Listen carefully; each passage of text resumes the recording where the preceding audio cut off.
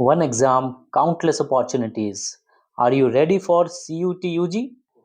CUT, a golden ticket and a golden opportunity for the top universities of India. Do you think CUT is a tough chance? Come on, let's simplify it together. 13.5 registrations 2024. 11.5 candidates who appeared for this test. It means it is a big exam. Yes, dear parents, dear students, dear friends, the name of the examination is Common University Entrance Test, that is CUET. Undergraduate as well as post graduate दोनों के अलग अलग videos मेरे channel career fundas A to Z के ऊपर available है। आप इसको डिटेल में देखना चाहें तो सबसे पहले तो चैनल को सब्सक्राइब करें, लाइक करें और फॉरवर्ड भी करें उनको जिनको डिफरेंट डिफरेंट कोर्सेज के बारे में इंफॉर्मेशन लेनी है। डियर फ्रेंड्स, मेरे पास कई फ़ोन आए हैं, कई कमेंट्स आए हैं कमेंट बॉक्स के अंदर कि CUT पे वीडियो की रिक्वायरमेंट बहुत ज़रूरी है। टाइम ज़रूर लगा, वो इसीलिए क्योंकि पिछली बार 24 और 25 के अंदर there have been lot many changes done by the NTA, that is the conducting body, examination pattern के अंदर, नंबर ऑफ क्वेश्चंस के ऊपर, मार्किंग स्कीम के ऊपर। तो डियर फ्रेंड्स, इस वीडियो को शुरू से लेकर एंड तक जरूर देखें और एंड में देखने के बाद you will be getting many insights. Accordingly, you may take the decisions, you may take the examination preparation tips, you may take the protocol to be followed on the day of examination also. Let's move forward. सबसे पहले तो हमें ये देखना पड़ेगा कि central university होती क्या है। Central university like any other university, it is also establish by an act of the parliament, लेकिन इसके साथ में ये कवर हो रही है सेंट्रल यूनिवर्सिटी एक्ट 2009 से। They are also called as the union universities. They are funded by the University Grant Commission, that is UGC. और इसके अलावा ये गवर्न हो रहे हैं डिपार्टमेंट ऑफ हायर एजुकेशन, क्योंकि मिनिस्ट्री ऑफ एजुकेशन ही है। At present 46 central universities are being operated in our country. 46 central universities तो ये वाला स्कोर मान ही रही है। इसके अलावा कुछ स्टेट यूनिवर्सिटीज हैं और नंबर ऑफ प्राइवेट यूनिवर्सिटीज भी बहुत ज्यादा है जो CUT के स्कोर को अपने एडमिशन के क्राइटेरिया के लिए लेकर चल रही है। ये friends, let us move forward. सबसे पहले हम देखें कि कुछ एग्जांपल सेंट्रल यूनिवर्सिटीज के। 46 यूनिवर्सिटीज तो हैं, लेकिन सबसे पहला नाम आपको दिख रहा होगा जो प्रोमिनेंट यूनिवर्सिटी है जिसमें बच्चे बहुत एक्साइटेड रहते हैं एडमिशन के लिए, यूनिवर्सिटी ऑफ दिल्ली यानी DU। Aligarh Muslim University, Banaras Hindu University एक और प्रेस्टिजियस यूनिवर्सिटी है, Jamia Millia Islamia University, Jawaharlal Nehru University, Sikkim University. Almost हर स्टेट की अपनी सेंट्रल यूनिवर्सिटी है। CU of Haryana, Central University of Rajasthan जो कि किशनगढ़ में स्थित है, Central University of Gujarat, University of Allahabad जो कि प्रयागराज में स्थित है। और ये बड़ी यूनिक तरह की एक यूनिवर्सिटी है। इसके ऊपर भी एक वीडियो आपको मेरे चैनल के ऊपर मिलेगा। English and foreign language university, central Sanskrit university. Dear friends, let us see that CUT जो 2025 में होने वाला है उसके स्पेशल फीचर्स क्या है। स्टैंडर्डाइज नेशनल लेवल का एग्जामिनेशन है जो कि डिफरेंट कोर्सेज के लिए लिया जाएगा। BVOC, BSc, BCom, BA, BTech, BFA, 5 year integrated courses जैसे कि BA LLB और इसके अलावा बहुत सारे कोर्सेज और है। इसको NTA कंडक्ट करता है, नेशनल टेस्टिंग एजेंसी। पहले यूनिवर्सिटी रोटेशन वाइज को कंडक्ट करते थे, पर जब से NTA बना है इसको रिस्पॉन्सिबिलिटी दी गई है कि डिफरेंट सेंट्रल, स्टेट और प्राइवेट यूनिवर्सिटीज के लगभग अंतर्गत ही एग्जाम कंडक्ट किए जाए। ये टेस्ट जो है एक सिंगल विंडो अपॉर्चुनिटी प्रोवाइड कर रहा है स्टूडेंट्स को to get the admission into the participating institutions all over the country. कौन कौन से इंस्टीट्यूशंस हैं, जैसे मैंने बताया कि सेंट्रल यूनिवर्सिटीज तो आपको 46 मिलेगी, इसके अलावा लगभग 49 स्टेट यूनिवर्सिटी भी इस एग्जाम के स्कोर को यूज कर रही है और न्यूमरस अदर पार्टिसिपेटिंग इंस्टीट्यूशंस यानी टोटल 271 यूनिवर्सिटीज के लगभग। ये फ्रेंड्स, यहाँ पर मैं डिस्क्लेमर आपको बता दूं कि CUT का मतलब ये नहीं है कि आपका एडमिशन कंफर्म हो गया, ये आपको खाली स्कोर दे रहा है, एलिजिबिलिटी दे रहा है for getting admission into the different courses और डिफरेंट यूनिवर्सिटीज। आपको यूनिवर्सिटी को ढंग से थॉरो रिसर्च करना पड़ेगा, कौन से प्रोग्राम में आप जाना चाह रहे हैं उसकी पूरी नॉलेज लेनी पड़ेगी। आगे वाली स्लाइड्स में जैसे जैसे वीडियो बढ़ता जाएगा आपको और डिटेल नॉलेज मिलती जाएगी। अब हम देख लें, इसका स्क्रीनशॉट ले लीजिए कि आखिर सेंट्रल यूनिवर्सिटी का जो एग्जाम होने वाला है वो कब कब होंगे। Important dates, notification already release हो चुका है, 1 मार्च से फॉर्म भरना स्टार्ट हो गए हैं।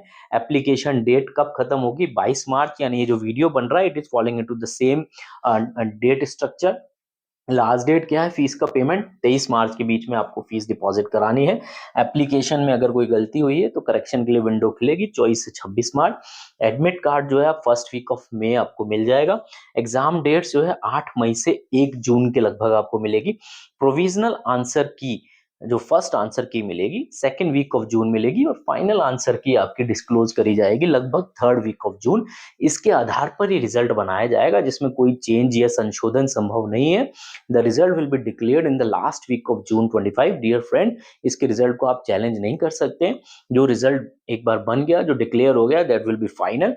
इट कैन नॉट बी री इवेल्युएटेड अगेन। तो डियर फ्रेंड्स, आगे मूव करते हैं। एलिजिबिलिटी क्राइटेरिया क्या है?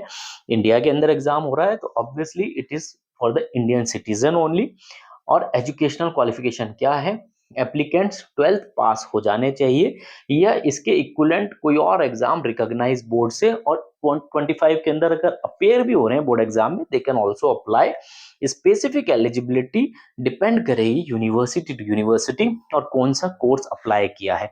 इसलिए मैं बार बार कह रहा हूं कि यूनिवर्सिटी की साइट को थॉरो चेक करना बहुत जरूरी है। कोई एज लिमिट नहीं है सीयूटी यूजी एग्जाम में अपेयर करने के लिए। डियर फ्रेंड्स, अब हम बात करते हैं एग्जाम स्ट्रक्चर की। 3 सेक्शन में आपको ये एग्जाम मिलेगा। पहला सेक्शन लैंग्वेज प्रोफिशिएंसी, दूसरा section domain specific subject, third section general aptitude test. एक बहुत बड़ा चेंज इस सेशन के अंदर आया है कि अब टोटल 37 सब्जेक्ट्स आपको मिल रहे हैं, जिसमें से आपको चूज करने हैं। पहले ये नंबर ऑफ सब्जेक्ट 63 थे, लेकिन अब कुछ सब्जेक्ट्स कम कर दिए गए हैं। जैसे कि सेक्शन 1 के अंदर ही पहले 1A और 1B दो हुआ करते थे, अब खाली 1A में आपको 13 लैंग्वेजेस मिलेगी, जिसमें से आपको चूज करना है। एग्जाम भी इन्हीं लैंग्वेजेस, इन्हीं मीडियम के थ्रू होगा। इसके अंदर कौन कौन सी लैंग्वेज है? English, Hindi, Assamese, Bengali, Gujarati, Kannada, Malayalam, Marathi, Oriya, Punjabi, Tamil, Telugu and Urdu. Yes dear friends, 1B के अंदर 20 लैंग्वेजेस और थी, पर उसको हटा दिया गया है। आगे बढ़ रहे हैं एक बार कि इसके अंदर अगर आपको क्या क्या पूछा जाएगा। रीडिंग कॉम्प्रिहेंशन आपका चेक किया जाएगा, grammar, literary aptitude, vocabulary, books, name of the author's etcetera. Domain specific subjects में 23 सब्जेक्ट्स हैं जो जनरली आपने 12th क्लास के अंदर पढ़े हुए होंगे, जिसके अंदर accountancy, biology, BST, chemistry, computer science, economics, geography, history, mathematics, mathematics के साथ में अप्लाइड मैथमेटिक्स भी है, physics, political science, sociology, psychology, इसके अलावा और भी सब्जेक्ट्स होंगे। ये फ्रेंड, यहाँ फ्लेक्सिबिलिटी है। जरूरी नहीं है कि जो सब्जेक्ट्स आपने 12th में पढ़े हैं वही आपको यहाँ पर चूज करने एग्जाम देने के लिए। You can choose different subject also, but obviously आपकी स्ट्रेंथ उन सब्जेक्ट में ज्यादा होगी जो आप पढ़ के आ रहे हैं बोर्ड क्लासेस में। इसलिए अकॉर्डिंगली आप या तो वो वाला कोर्स चुने या वो वाली यूनिवर्सिटी चुने जिसमें वो वाले सब्जेक्ट्स हैं। देखिए, सीयूटी के हिसाब से आप यूनिवर्सिटीज नहीं चुन सकते। आपको पहले यूनिवर्सिटी और कोर्स चुनना पड़ेगा, उसके आधार पर आपको सीयूटी के सब्जेक्ट चुनने पड़ेंगे, क्योंकि आपको अल्टीमेटली कट ऑफ में क्लियर करना बहुत जरूरी है। Another important point which has been underline in this slide, that candidate can choose a maximum of 5 subject, जिसमें लैंग्वेज भी हो गया और सेक्शन 3 जनरल एप्टीट्यूड टेस्ट भी हो जाएगा। डियर फ्रेंड्स, ये मैक्सिमम है। अगर कोई कोर्स में 3 सब्जेक्ट की जरूरत है तो 3 से आपका काम चल जाएगा, 4 सब्जेक्ट की जरूरत है तो 4 से काम चल जाएगा। इन डोमेन का स्पेसिफिक सब्जेक्ट का सिलेबस कहाँ होगा? ये जनरली आपको 12th एनसीईआरटी का जो सिलेबस है वही उसी के अंदर से ही आएगा। तो इसका मतलब आपने ऑलरेडी पढ़ा हुआ होगा। फिर भी अगर कुछ एक्स्ट्रा नॉलेज की जरूरत है, जो जो हमें टाइम गैप मिलता है आफ्टर द बोर्ड एग्जामिनेशन, तो आप उसके अंदर इन सब्जेक्ट को वापसली थॉरो रिवाइज कर सकते हैं। जनरल एप्टीट्यूड टेस्ट क्या होता है? It assess the general knowledge, it assess the current affair, the general mental ability, your numerical ability, quantitative reasoning, जिसके अंदर बेसिक मैथमेटिकल कॉन्सेप्ट्स आएंगे, जैसे कि arithmetic, algebra, geometry, mensuration, statistics, probability, logical और analytical reasoning के भी आपसे question पूछे जाएंगे। डियर फ्रेंड्स, आगे बढ़ते हैं। एक बार दोबारा रिकैप्चुलेट कर लेते हैं कि इसमें 3 सेक्शन आपको डिवाइड करे जाएंगे।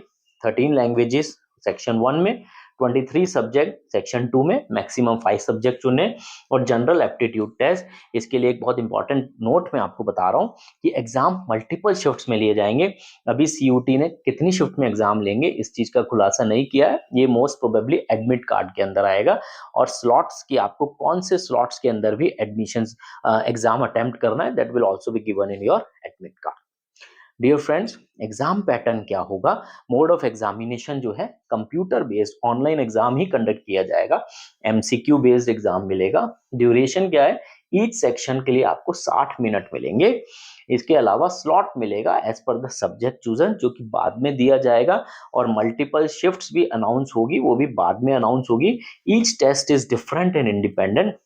हम आगे देखेंगे, क्योंकि डिफिकल्टी लेवल अलग अलग हो सकता है, इसलिए सीयूटी के जो भी स्कोर आएंगे, रॉ स्कोर जो भी मार्क्स मिलेंगे, उसको नॉर्मलाइज कराया जाएगा एज पर सम स्टैटिस्टिकल प्रोसीजर। ये सारा प्रोसीजर सीयूटी की वेबसाइट के ऊपर अवेलेबल है और डिफरेंट स्टैटिस्टिकल टेक्निक के माध्यम से नॉर्मलाइजेशन किया जाएगा। इंपॉर्टेंट बात यह है कि अगर कोई फिजिकल डिसेबिलिटी वाला कैंडिडेट है, बेंचमार्क डिसेबिलिटी जिसको हम कहेंगे, उसको 20 minute according to the rules extra मिलेंगे।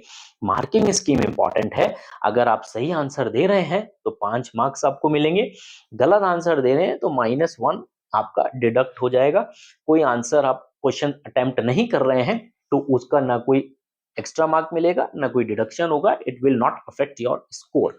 डियर फ्रेंड्स, अगली अगली स्लाइड के अंदर हम चलते हैं, हम देखेंगे कि आखिर टोटल कितने क्वेश्चंस आएंगे, कितने अटेम्प्ट करने हैं। बहुत बड़ा चेंज आ रहा है 2025 में, क्योंकि आपके अब number of question her section के अंदर 50 कर दिए और आपको अटेम्प्ट भी 50 करने हैं। पहले इंटरनल चॉइस मिलती थी, अब कोई चॉइस नहीं है। लैंग्वेज वाले सेक्शन में भी 50 में से 50, डोमेन में से भी 50 में से 50 और सेक्शन 3 में भी 50 क्वेश्चंस में से 50 ही आपको अटेम्प्ट करने हैं। 5 सब्जेक्ट है, 50 मार्क्स हैं, 50 मार्क्स हो गए, तो यानी कि एक सब्जेक्ट के अंदर जो 50 इंटू 5 250 मार्क्स का एक पेपर हुआ और टोटल 5 सब्जेक्ट मैक्सिमम है, यानी मैक्सिमम मार्क्स विल बी 1250। अगर आप 3 सब्जेक्ट चूज कर रहे हैं तो अकॉर्डिंगली 750, 4 सब्जेक्ट चूज कर रहे हैं तो 1000 का पेपर हो गया और 500 सब्जेक्ट चूज कर रहे हैं तो मैक्सिमम मार्क्स विल बी 1250। अब पिछले साल क्या कट ऑफ थी उसको हम यहाँ कंपेयर नहीं कर सकते हैं, क्योंकि पिछले साल मैक्सिमम 6 सब्जेक्ट्स थे, इस साल आपको मैक्सिमम 5 सब्जेक्ट ही चूज करने हैं, तो पिछली कट ऑफ से कंपैरिजन नहीं किया जा सकता। और ये इस पे भी डिपेंड करता है कि आखिर कौन से कोर्स में आपने कितने सब्जेक्ट चूज किए हैं अटेम्प्ट करने के लिए, तो हर कोर्स की अलग अलग कट ऑफ निकलेगी depending upon the number of candidates who have applied और chosen that course. Dear friends, exam centres लगभग हर शहर में मिलेंगे। 285, अगर मैं 25 की बात करूं तो 285 सिटीज के अंदर एग्जाम हो रहे हैं। इवन आउटसाइड इंडिया में भी 15 सिटीज के अंदर एग्जाम कंडक्ट करा जा रहे हैं, जिसमें Washington, Kuwait, Riyadh, Singapore, Doha और दुबई इंपॉर्टेंट है। Candidates can choose up to 4 exam centre. पहले ये लिमिट 3 थी, एक और इस बार बढ़ा दिया गया है 25 में, अनदर इंपॉर्टेंट चेंज। तो आप एप्लीकेशन प्रोसेस में अपने 4 प्रिफर्ड एग्जाम को चूज कर सकते हैं। एप्लीकेशन प्रोसेस क्या होगा डियर फ्रेंड्स, आगे बढ़ते हैं।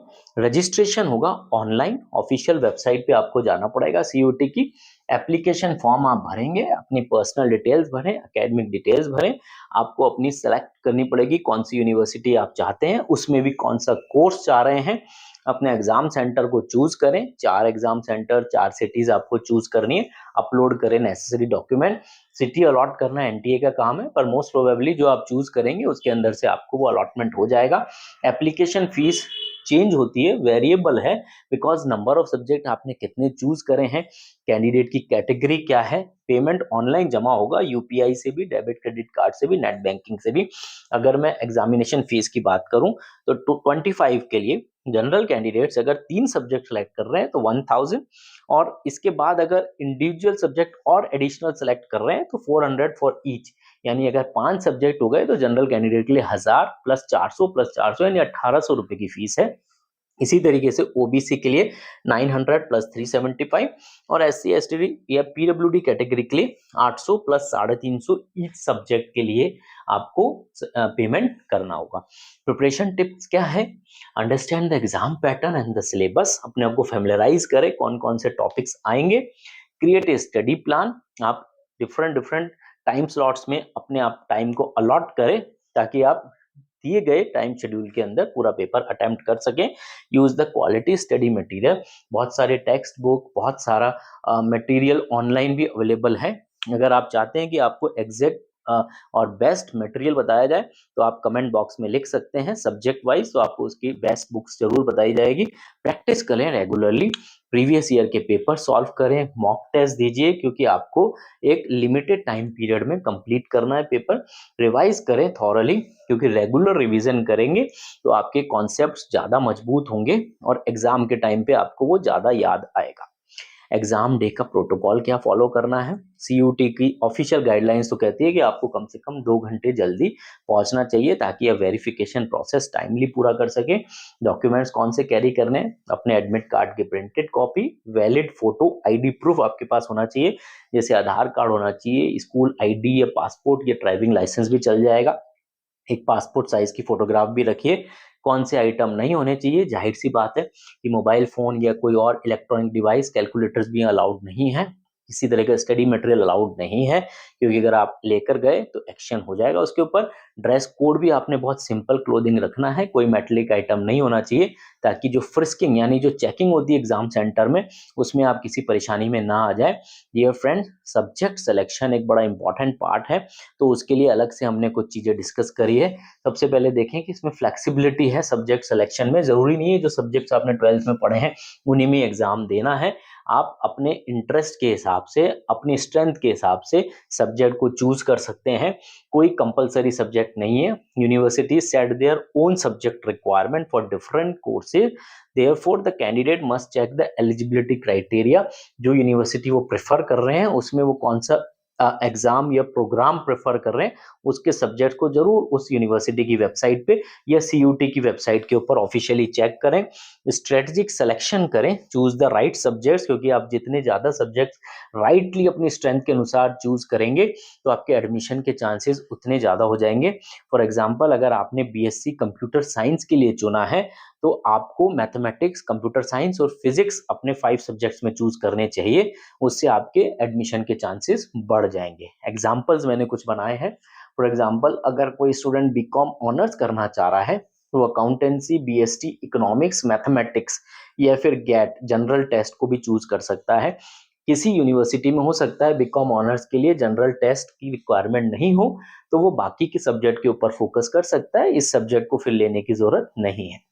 दूसरे एग्जाम्पल की बात करें, हमने कॉमर्स करा, अब आर्ट साइड का एग्जाम्पल देख लेते हैं।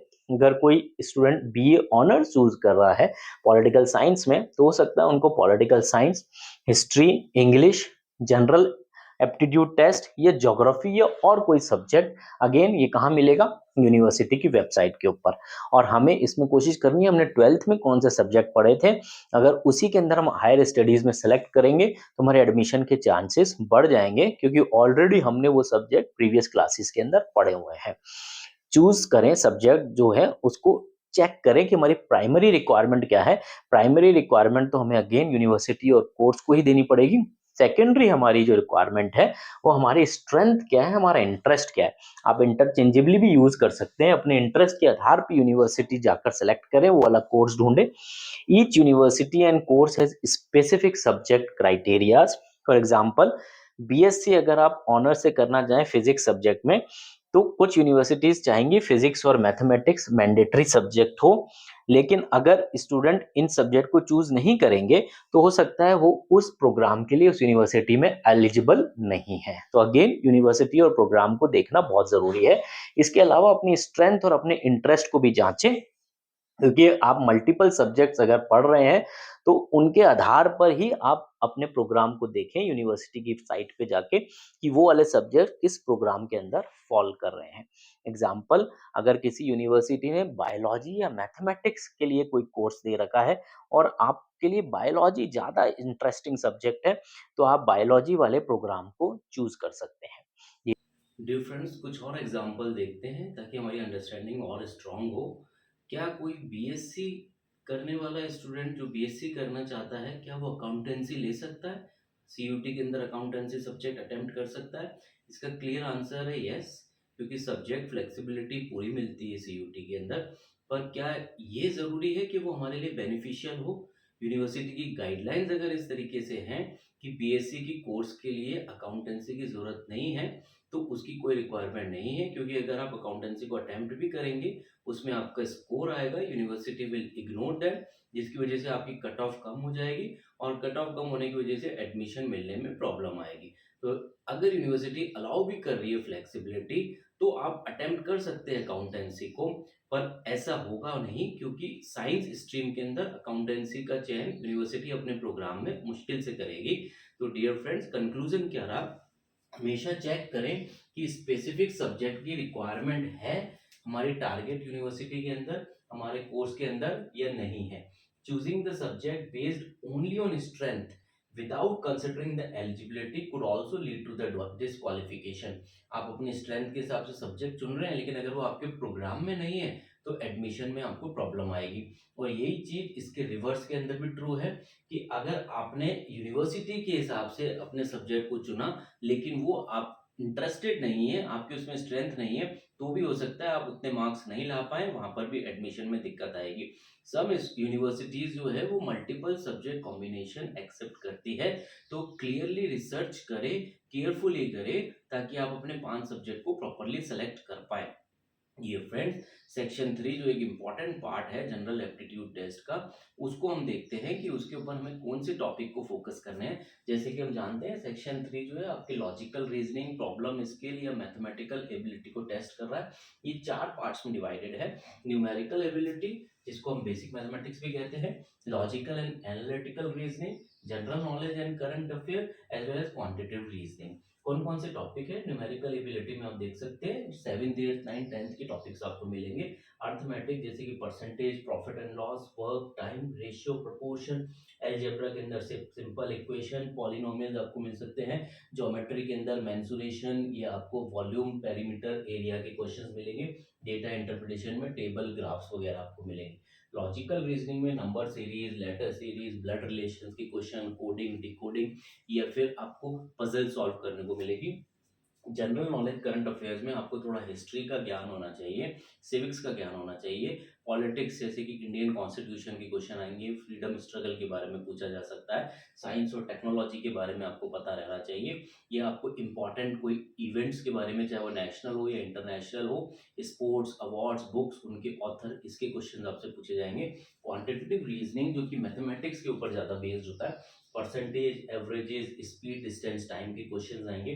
प्रोबेबिलिटी, स्टैटिस्टिक्स, या फिर सिंप्लीफिकेशन, अप्रोक्सीमेशन, मिसिंग नंबर्स के क्वेश्चन आएंगे।